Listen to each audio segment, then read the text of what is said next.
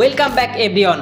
বাজারে এমন প্রতি সপ্তাহে 10টা করে নতুন ফোন লঞ্চ হচ্ছে, কিন্তু কোনটা আপনার জন্য সেরা আর কোনটা জাস্ট একটা মার্কেটিং ট্র্যাপ তা বোঝা কিন্তু সত্যিই কঠিন। তাই আজকে একদম প্র্যাকটিক্যাল কথা বলবো। ভিডিও 3 নাম্বার ও 4 নাম্বার পয়েন্টটা কিন্তু সবচেয়ে ইম্পর্টেন্ট, কারণ ওখানে ব্র্যান্ডগুলো আমাদের সবচেয়ে বেশি বোকা বানায়। তাহলে ভিডিওটি স্টার্ট করা যাক। ভুল নাম্বার 1, ক্যামেরা মেগাপিক্সেল দেখে ফোন কেনা। দোকানদার আপনাকে বলবে, ভাই এটাতে 200 মেগাপিক্সেল ক্যামেরা আছে, একদম ডিএসএলআর সাইজ ছবি হবে, আর আপনিও ফাঁদে পা দিলেন। আসল সত্যি হলো ছবির কোয়ালিটি মেগাপিক্সেলের উপর নির্ভর করে না, নির্ভর করে সেন্সর সাইজ এবং ফোনের আইএসপি ইমেজ সিগন্যাল প্রসেসের উপর। একটা ভালো সেন্সরের 12 থেকে 50 মেগাপিক্সেল ক্যামেরা বাজে সেন্সরের 200 মেগাপিক্সেল ক্যামেরাকেও অনায়াসে হারিয়ে ফেলবে। আইফোনের 12 মেগাপিক্সেল ক্যামেরা সস্তা ফোনের 180 মেগাপিক্সেল ক্যামেরার চেয়েও অনেক ভালো ছবি তোলে, কারণ সেন্সর সাইজ। তাই শুধু মেগাপিক্সেলের বড় সংখ্যা দেখে কোনো সিদ্ধান্ত নেবেন না। ভুল নাম্বার 2, প্রসেসর না দেখে শুধু 8GB বা 12GB র্যাম দেখে আপনি হয়তো ভাবছেন র্যাম বেশি মানেই ফোন আগুনের গতিতে চলবে।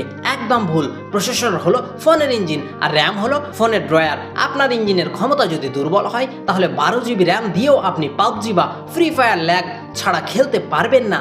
অন্যদিকে একটা পাওয়ারফুল প্রসেসর 6GB র্যাম থাকলেও ফোন মাখানের মতো স্মুথ চলবে। ফোন কেনার আগে সেটির প্রসেসর কোনটা, তা কত ন্যানোমিটার এবং সেটির বেঞ্চমার্ক স্কোর কত তা অন্তত গুগলে সার্চ করে দেখে নিন। এবার আসি সবচেয়ে ক্রুশিয়াল ভুল নাম্বার 3তে, ব্যাটারির সাইজ দেখা কিন্তু অপটিমাইজেশন আর চার্জার না দেখা। অনেক ফোনে হয়তো 6000 mAh এর ব্যাটারি লেখা থাকে, কিন্তু বাজে সফটওয়্যার অপটিমাইজেশনের কারণে সেই ব্যাটারি দুপুর হতেই শেষ হয়ে যায়। তাছাড়া ফোনের হয়তো 100 ওয়াট ফাস্ট চার্জিং সাপোর্ট করে, কিন্তু বক্সে চার্জারেই দেয়নি। আলাদাভাবে চার্জার কিনতে আপনার আরও 2 থেকে 3000 টাকা খসে যাবে। ফোন কেনার সময় অবশ্যই দেখে নেবেন বক্সে অরিজিনাল চার্জার আছে কিনা এবং প্রসেসরটি পাওয়ার এফিশিয়েন্ট কিনা। ভুল নাম্বার 4, সফটওয়্যার এবং ব্লুটুথ ইগনোর করা। নতুন ফোন কিনে সেট আপ করার পর যদি দেখেন 20টা অজব গেম আর অ্যাপ আগে থেকে ইনস্টল করা থাকে আর প্রতিদিন 5 মিনিট আজে বাজে বিজ্ঞাপনের নোটিফিকেশন আসছে, তখন কেমন লাগবে? একে বলা হয় ব্লুটুথ এবং অ্যাডওয়্যার।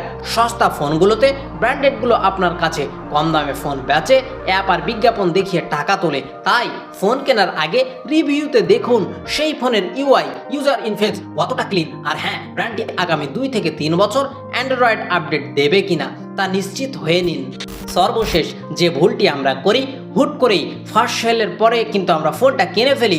একটা ফোন লঞ্চ হওয়ার পরেই হাইপ তৈরি করা হয়। ইউটিউবারদের আনবক্সিং দেখে আমরা আনন্দিত হয়ে সেই ফোনটাকে কিন্তু প্রথমেই পারচেস করে দিই, কিন্তু সেই ফোনটা কিন্তু প্রথমেই পারচেস করবেন না। লঞ্চ হওয়ার অন্তত 15 থেকে 20 দিন অপেক্ষা করুন। আসল কাস্টমাররা ব্যবহার করার পর ফোনে কোনো হিটিং ইস্যু, মাদারবোর্ড ইস্যু বা ডিসপ্লে গ্রিন লাইন প্রবলেম আসছে কিনা তা জানার চেষ্টা করুন। রিয়েল ইউজার রিভিউ দেখার পর টাকা ইনভেস্ট করা বুদ্ধিমানের কাজ। এক কথায় বলতে গেলে বিজ্ঞাপনের চমক নয়, আপনার আসল প্রয়োজন বুঝে ফোন কিনুন। আপনার বাজেট কত এবং আপনি কোন ফোনটা কেনার কথা ভাবছেন কমেন্টে আমাকে অবশ্যই জানান। আমি আপনাদের পার্সোনালিটি গাইড করার চেষ্টা করব। ভিডিওটা থেকে নতুন কিছু শিখতে পারলে এখনই একটা লাইক দিয়ে দিন এবং এই চ্যানেলের যদি নতুন হয়ে থাকেন তাহলে এই চ্যানেলটিকে সাবস্ক্রাইব করুন।